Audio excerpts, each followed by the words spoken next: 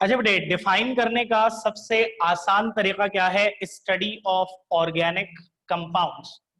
ठीक है भाई, ऑर्गेनिक केमिस्ट्री क्या है? Study of organic compounds. बेटा ये केमिस्ट्री की वो ब्रांच है जिसमें ऑर्गेनिक कंपाउंड्स को स्टडी किया जाता है। नाउ सवाल ये है कि ऑर्गेनिक कंपाउंड्स क्या होते हैं? What are organic compounds? तो बेटा इसकी डेफिनेशन को डेवलप होने में वक्त लगा। ठीक है भाई, इसकी डेफिनेशन को डेवलप होने में वक्त लगा। ऑर्गेनिक केमिस्ट्री कोई बहुत पुरानी ब्रांच नहीं है केमिस्ट्री की। आपकी किताब में लिखा हुआ है कि it is one of the recent branches of chemistry, just 200 years old. ठीक है, it is one of the recent branches of chemistry, just 200 years old, यानी कि ज्यादा नहीं, सिर्फ 200 साल पुरानी है। ऑब्वियसली ये बात कंपैरिजन में कही जा रही है कि इसका मतलब ये है कि इससे बाकी ब्रांचेस इसके कंपैरिजन में काफी ज्यादा पुरानी है। ठीक है, तो देखो, जब आज से 200 साल पहले जब इस ब्रांच की डेवलपमेंट हुई, ऑर्गेनिक कंपाउंड्स डिस्कवर हुए और उन्हें स्टडी करना शुरू किया गया, तो बेटा साइंटिस्ट को जो ऑर्गेनिक कंपाउंड्स के बारे में सबसे पहली बात पता चली वो क्या थी कि सारे के सारे ऑर्गेनिक कंपाउंड्स में कार्बन लाजमी होता है। ठीक है भाई, सबसे पहली बात क्या पता चली कि सारे के सारे ऑर्गेनिक कंपाउंड्स में क्या लाजमी होता है? कार्बन। तो साइंटिस्ट को लगने लगा कि हर वो कंपाउंड के जिसमें कार्बन है वो ऑर्गेनिक है और उसकी स्टडी क्या कहलाएगी? Organic chemistry. तो जो बेटा सबसे पहली डेफिनेशन बनी थी वो क्या बनी थी? Study of carbon containing compounds. और ये डेफिनेशन क्यों बनी? क्योंकि बेटा ऑर्गेनिक कंपाउंड्स की जब स्टडी स्टार्ट हुई तो सबसे पहली बात क्या पता चली कि सारे के सारे ऑर्गेनिक कंपाउंड्स में एक एलिमेंट लाजमी होता है और वो एलिमेंट कौन है? कार्बन। तो साइंटिस्ट को क्या लगने लगा कि हर वो कंपाउंड के जिसमें कार्बन है वो ऑर्गेनिक, और उसकी स्टडी क्या कहलाएगी? ऑर्गेनिक केमिस्ट्री कहलाएगी। बाद में पता चला कि कुछ ऐसे भी कंपाउंड्स होते हैं जैसे कि carbon monoxide, carbon dioxide, carbonates, bicarbonates, carbides, cyanides. बाद में पता चला कि कुछ ऐसे भी कंपाउंड्स होते हैं जिनमें कार्बन तो है बट वो ऑर्गेनिक नहीं है। तो फिर क्या लगा दी? एक्सेप्शन लगा दी। दूसरी डेफिनेशन में एक्सेप्शन आ गई कि भाई study of carbon containing compounds except these, कि भाई इनके अलावा वो तमाम कंपाउंड्स के जिनमें कार्बन है वो ऑर्गेनिक है और उसकी स्टडी क्या कहलाएगी? Organic chemistry. अब देखो, जब डेफिनेशन के अंदर एक्सेप्शन आ गई तो मजा खत्म हो गया। डेफिनेशन कभी भी एक्सेप्शन बेस्ड नहीं होती।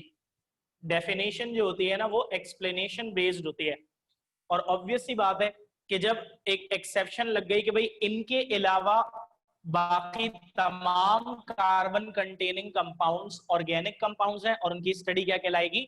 ऑर्गेनिक केमिस्ट्री, तो मजा खत्म हो गया। तो साइंटिस्ट ने बोला नहीं यार, कोई कुछ और होना चाहिए। तो बेटा मजीद स्टडी करने में पता ये चला कि ऑर्गेनिक कंपाउंड्स या तो हाइड्रोकार्बन्स होते हैं या हाइड्रोकार्बन्स के डेरिवेटिव्स होते हैं। डेरिवेटिव्स का मतलब क्या है? जो हाइड्रो ड्राइव हुए, यानी जो हाइड्रोकार्बन से बने। तो बेटा मजीद स्टडी करने पर पता ये चला कि ऑर्गेनिक कंपाउंड्स या तो हाइड्रोकार्बन्स होते हैं या हाइड्रोकार्बन्स के डेरिवेटिव्स होते हैं। हाइड्रोकार्बन्स मतलब binary compounds of carbon and hydrogen. बेटा बाइनरी कंपाउंड सबको पता है ना क्या? बाइनरी कंपाउंड जो दो एलिमेंट से बने होता है। ठीक है बेटा, वो कंपाउंड से बने होते हैं, वो क्या कहलाते हैं बेटा? Binary compounds. तो भाई organic compounds, sorry, hydrocarbons are the binary compounds of carbon and hydrogen. ठीक है भाई, तो हाइड्रोकार्बन्स और उनके डेरिवेटिव्स यानी उनसे ड्राइव होने वाले सारे के सारे ऑर्गेनिक कंपाउंड्स हैं और उनकी स्टडी क्या कहलाएगी बेटा? Organic chemistry.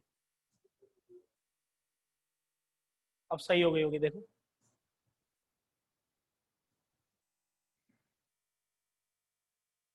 अरे यार इसमें अभी तक मुझे लग रहा है, हाँ ये ना,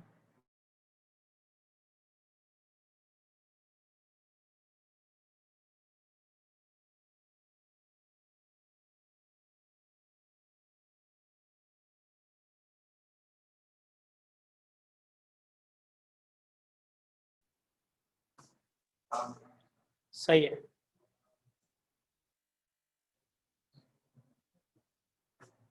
नेटवर्क बैंडविड्थ स्लो।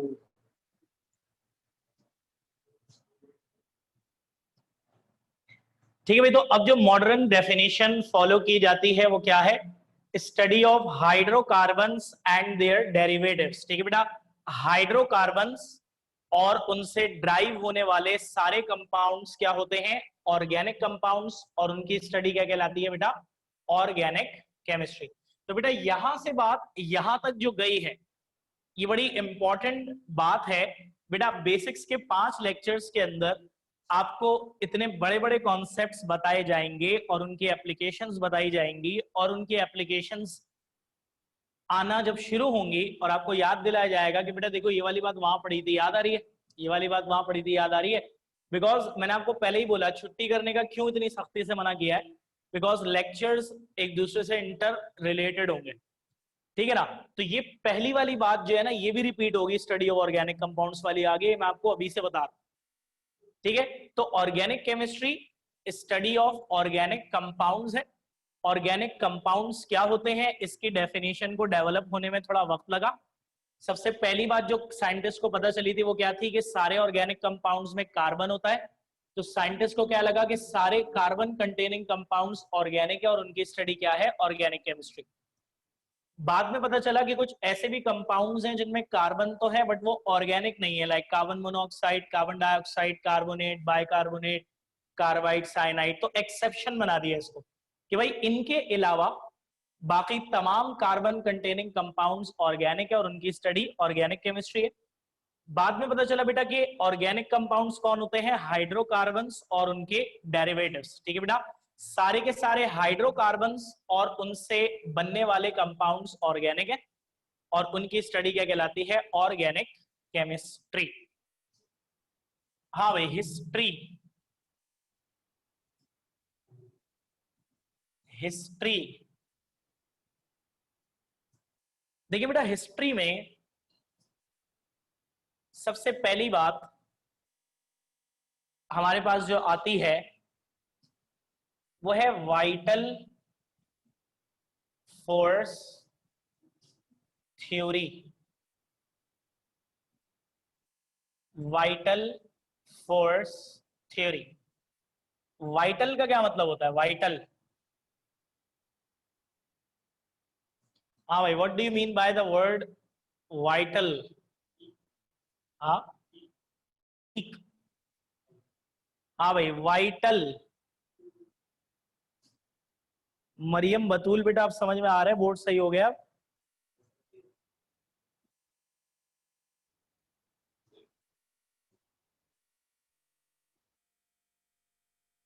हाँ भाई, फरमाइए क्या कह रहा हूं। लव्स वाइटल का मतलब क्या होता है? वाइटल पियो जिंदगी जियो, क्या होता है वाइटल का मतलब? है है जी, साध, साद खान, दी पाकिस्तानी अंग्रेज। जी, वाइटल का मतलब क्या है? लफ्जी मतलब। रबिका कह रही हैं एनर्जी, वर्दा कह रही है सर आवाज भी नहीं आ रही, बोर्ड भी नजर नहीं आ रहा। जैनब अब्दुल्ला कह रही हैं इम्पोर्टेंट। बेटा वर्दा बिल्कुल सही है, क्योंकि मैंने अपने लैपटॉप पे कनेक्ट किया हुआ है, तो आपके इंटरनेट का इश्यू होगा। बिल्कुल सही आ रहा है। एसेंशियल कह रही हैं स्टारला। बुशरा आलम भी कह रही हैं एसेंशियल इम्पोर्टेंट। मुझे बताते हुए इंतहाई अफसोस हो रहा है कि आप सब लोग गलत हैं। वाइटल का मतलब होता है लिविंग। ठीक है बेटा, वाइटल साइंस का मतलब है लिविंग साइंस। आप जिंदा हैं। तो ये कैसे पता चल रहा है? क्योंकि आपका हार्ट बीट कर रहा है, आप सांस ले रहे हैं, आप जब किसी का इंतकाल होता है तो आपको पता है डेथ को भी डायग्नोस किया जाता है और उसमें वाइटल साइंस ही चेक किए जाते हैं। जी फरमाइए अशर। बिल्कुल सही फरमाया आपने।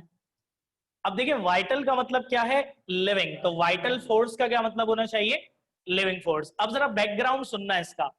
देखो जब ऑर्गेनिक कंपाउंड्स डिस्कवर होना शुरू हुए और साइंटिस्ट को उनकी इंपॉर्टेंस का अंदाजा होना शुरू हुआ, तो साइंटिस्ट ने सोचा यार क्यों ना हम ऑर्गेनिक कंपाउंड्स को लैब में बनाएं खुद से। जैसे आपको मैं बताता हूं, पेट्रोल, गैसोलीन, डीजल, कैरोसिन, ये दुनिया की सबसे बड़ी फ्यूल सोर्स है। कोल, ये सब ऑर्गेनिक कंपाउंड्स। तो क्या हुआ कि जब साइंटिस्ट को पता चला ऑर्गेनिक कंपाउंड्स की इंपॉर्टेंस के बारे में, तो साइंटिस्ट ने सोचा क्यों ना हम इनको खुद से बनाएं। और बेटा उन्होंने बहुत कोशिश की लेकिन वो ऑर्गेनिक कंपाउंड्स को खुद से आर्टिफिशियली बनाने में कामयाब नहीं हुए। बहुत सारी कोशिशें की और सारी की सारी कोशिशें क्या हो गई, नाकाम। तो उन सारे साइंटिस्ट ने मिलकर एक अजम्पशन थ्योरी बनाई जिसको नाम दिया गया vital force theory.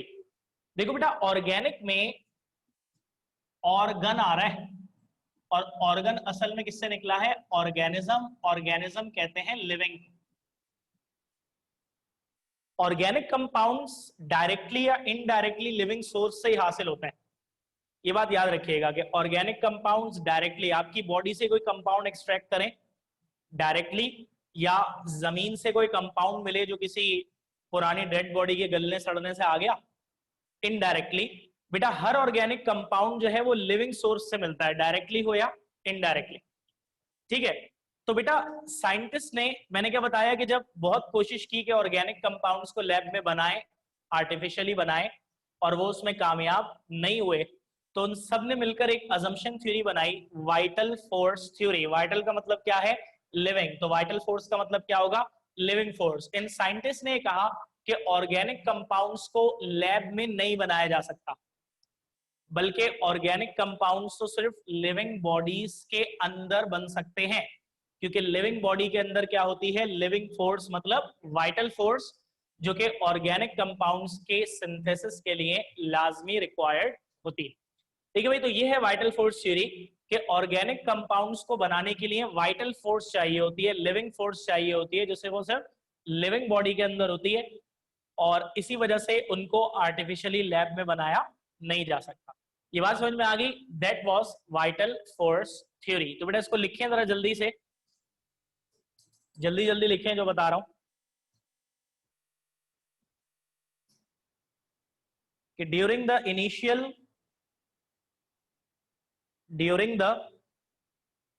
Initial development of और during the initial development of organic chemistry, comma, number of attempts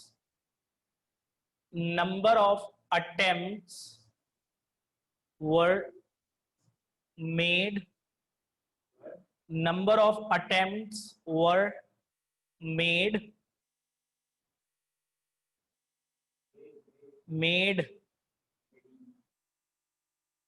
to make, नहीं मेड के बाद मेक अच्छा नहीं लगा, to prepare organic compounds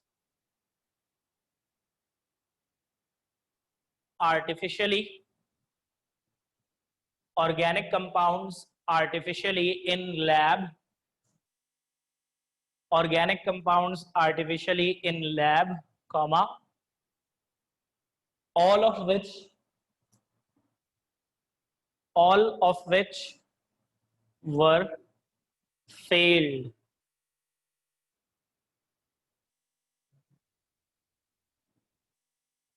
Full stop.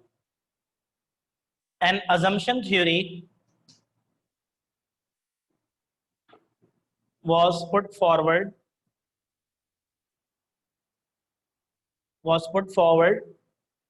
which states that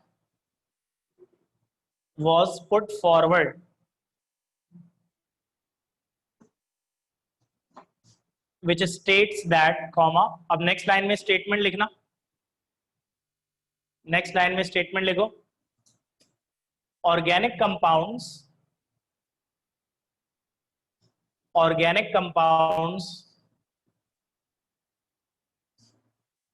cannot be synthesized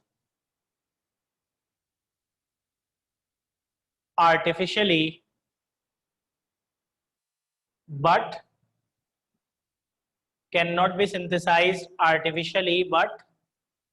only in living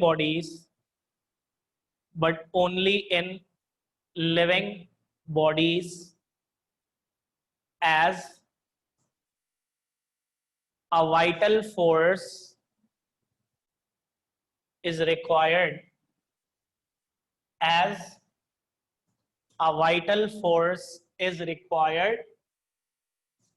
for their synthesis, full stop। अगली heading डालेंगे बेटा Wohler urea synthesis.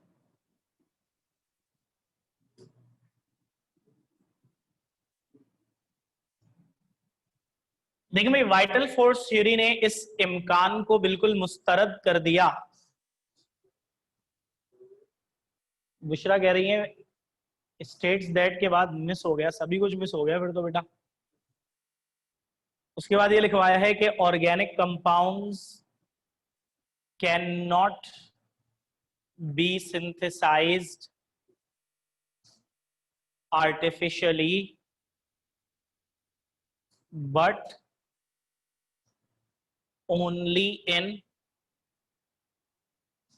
living bodies as a vital force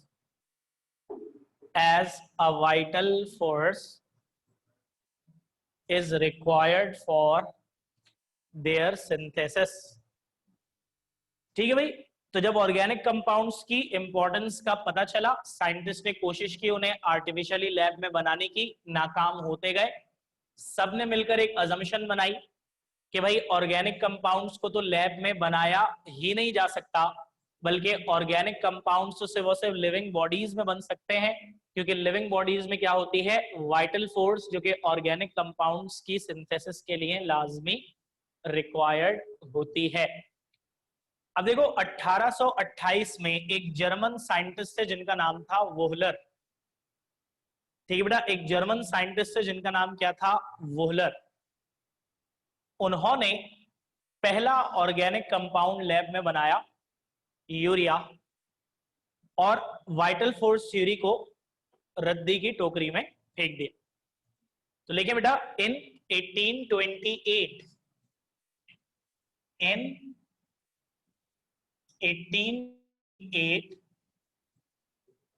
a German chemist Wohler prepared an organic compound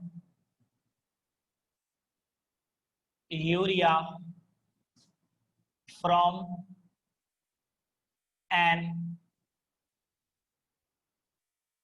inorganic compound ammonium cyanate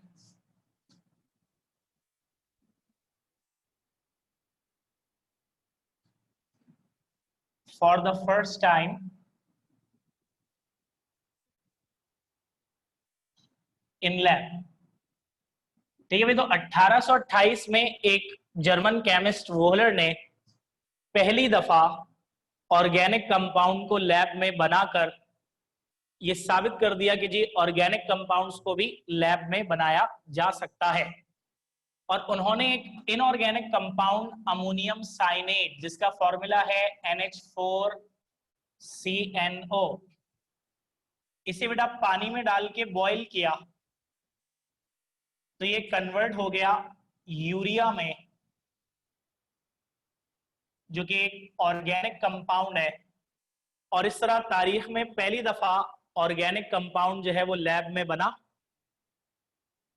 urea animal की bodies में बनता है, particularly mammals की bodies में बनता है। मैमल्स, मैमल्स तो सब समझते होंगे, चाहे प्री इंजीनियरिंग के ही बच्चे क्यों ना हो। तो जब मैमल्स होते हैं ना, मैमल्स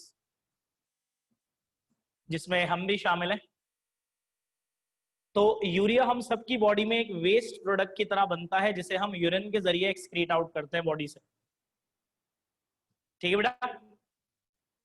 और ये एक ऑर्गेनिक कंपाउंड है, ऑब्वियसली एनिमल की बॉडीज में बन रहा है, लिविंग बॉडीज में बन रहा है। तो बेटा पहली दफा तारीख में यूरिया को वोहलर ने आर्टिफिशियली बनाकर ये साबित कर दिया कि ऑर्गेनिक कंपाउंड्स को भी लैब में बनाया जा सकता है। So that was the demise, ये लाइन मुझे बड़ी पसंद है, किताब की line, of vital force theory. That was the demise of vital force theory. देखिए भाई, अगर आज तक वाइटल फोर्स थ्योरी ही मानी जा रही होती ना, तो बहुत सारी चीजें हम देखिए, ये तो सोच पे ताला लगा देने वाली बात हो गई ना। मतलब आप ये मान के बैठ जाओगे यार ये काम तो हो सकता ही नहीं, और फिर क्या होगा कि आप उस काम को करने की कभी भी कोशिश करोगे नहीं बाद में। तो वाइटल फोर्स थ्योरी के गलत साबित होना हमारे लिए बड़ा अच्छा साबित हुआ। बेटा आज बहुत सारे ऑर्गेनिक कंपाउंड्स को आर्टिफिशियली बनाया जा रहा है। जैसे कि मैं आपको बताऊं, लेटेक्स एक मटेरियल होता है जिससे बलून्स बनते हैं, जिससे वो वाले सर्जिकल ग्लव्स जो होते हैं, डिस्पोजेबल ग्लव्स, वो बनते हैं। वो मटेरियल लेटेक्स कहलाता है, LATEX, लेटेक्स। बेटे लेटेक्स पहले से वो सिर्फ एक प्लांट से हासिल किया जाता था, उस प्लांट का नाम है सेमोन्सिया। देखो नेचुरल रिसोर्सेज हमेशा लिमिटेड होती है, तो और अपने टाइम पे, अब ज़ाहिर है वो टाइम, वो प्लांट ग्रो करने में जितना टाइम लेगा, और फिर वो जब लेटेक्स बनाना शुरू करेगा, और फिर एक प्लांट जितना लेटेक्स एक वक्त में बना सकता है, आप 19-20 तो टेक्नोलॉजी यूज करके चेंज कर सकते हो, लेकिन आप ऐसा नहीं कर सकते कि अगर 1 किलो लेटेक्स बनाता है एक प्लांट, तो आप उसे 1 किलो को 100 किलो करवा दो एक ही प्लांट से। That is not possible. इतनी बड़े पैमाने पर यील्ड तो आर्टिफिशियली हो सकती है, इंडस्ट्रीज में ही हो सकती है। तो लेटेक्स पहले से वो सिर्फ एक प्लांट से हासिल किया जाता था, अब जो है उसको आर्टिफिशियली बनाया जाता है। इसी तरह बेटा प्लास्टिक्स, ज्यादातर प्लास्टिक्स जो है वो ऑर्गेनिक पॉलीमर्स हैं।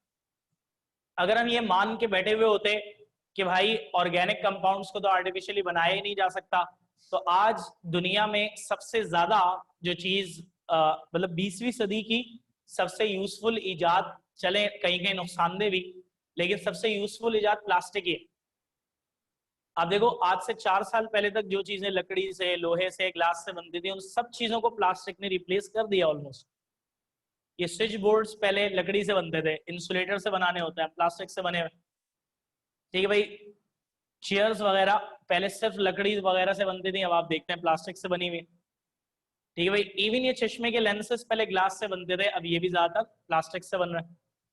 तो देखिए यहां तक कि ट्रांसमिशन, ये जो कार्बन फाइबर, ये जो आप सुनते हैं फाइबर ऑप्टिक, ये फाइबर ऑप्टिक केबल्स क्या है? सिलिकॉन फाइबर से पहले अब कार्बन फाइबर आ गए। ये सब क्या है? प्लास्टिक पॉलीमर्स है। यानी कि इंटरनेट की ट्रांसमिशन, टीवी केबल की ट्रांसमिशन, ये सब इन वायर्स से होती है, जिन्हें आप फाइबर ऑप्टिक्स के नाम से तो आप जानते ही हैं। ये सब प्लास्टिक पॉलीमर्स है। तो बेटा देखो, अगर वाइटल फोर्स थ्योरी गलत साबित नहीं होती और आज तक सिर्फ यही मान के बैठे होते कि जी ऑर्गेनिक कंपाउंड्स को तो आर्टिफिशियली बनाया ही नहीं जा सकता, तो बहुत सारी चीजें आज मौजूद हमारे दरमियान नहीं होती। सो दैट्स व्हाई ये जो वोलर यूरिया सिंथेसिस है, ये हिस्टोरिकली बड़ा इंपॉर्टेंट है। अच्छा, अमूमन ये होता था कि मैं एक हेडिंग और कराता था पहली क्लास में, सिग्निफिकेंस ऑफ कार्बन, और वो थी समझने वाली। और उस हेडिंग के अंदर ऐसे ऐसे कॉन्सेप्ट्स हैं जो कि आपकी काफी सारी ऑर्गेनिक में काम आएंगे। लेकिन बेटा अब क्योंकि वक्त नहीं बचा है मेरे बाद, क्योंकि बायो की क्लास होती है और वो अगर 5 मिनट भी ऊपर हो जाए तो मसला हो जाता है। दैट्स व्हाई दिल तो मेरा ये था कि मैं 10 मिनट ऊपर लेता और आपको सिग्निफिकेंस ऑफ कार्बन आज ही कराता। इससे एक एहसास आपको ये होता है कि आज अभी सारी थ्योरेटिकल बातें, सिग्निफिकेंस ऑफ कार्बन की हेडिंग पहले लेक्चर में कराने से आपको ये एहसास होता है कि नहीं यार हल्का कुछ भी नहीं है, इसमें जरा लगना पड़ेगा, पढ़ना पड़ेगा इसमें। और वो अमूमन यही होता था कि अब क्योंकि बीच में लाइट चली गई, फिर ऑनलाइन का मसला, बात ज्यादा बार इसलिए रिपीट करता हूँ ऑनलाइन में क्योंकि जब आप लोग सामने होता है तो आपकी शक्ल देख के आइडिया हो रहा होता है ना। वर्दा खान पूछ रहे हैं डिमाइस का मतलब क्या होता है। डिमाइस का मतलब होता है फॉल। डिमाइस का मतलब होता है तबाही, बर्बादी। बेटा लास्ट मिनट है, किसी भी टाइम मीटिंग जो है वो एंड हो जाएगी।